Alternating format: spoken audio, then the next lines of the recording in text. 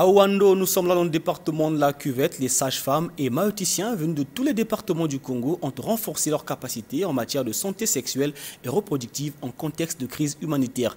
Des compétences qui leur permettront d'intervenir efficacement dans les zones exposées aux inondations. On en parle avec Alexis de la Rivière.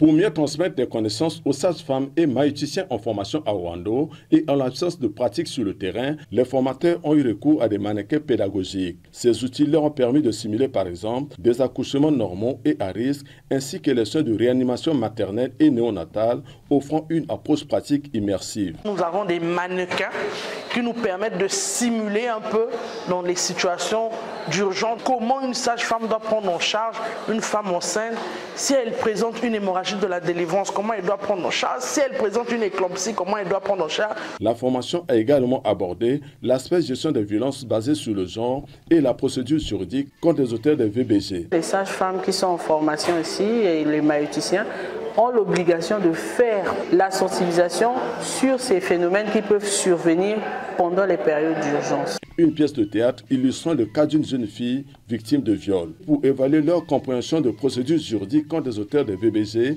conformément à la loi Mouabara contre la violence faite aux femmes. Enfin, le volet sûreté et sécurité en situation d'urgence humanitaire par le colonel Alphonse Bonazebi de la sécurité civile. La sûreté et la sécurité. Je suis allé à circonscrire ces termes dans le contexte même de vos interventions. J'ai pris la sûreté dans un contexte assez particulier qui intéresse l'intervention ou les missions pendant la phase d'urgence. Initiée par l'UNFPA, cette formation prépare les sages-femmes et maïoticiens à faire face efficacement aux nombreux défis des crises humanitaires.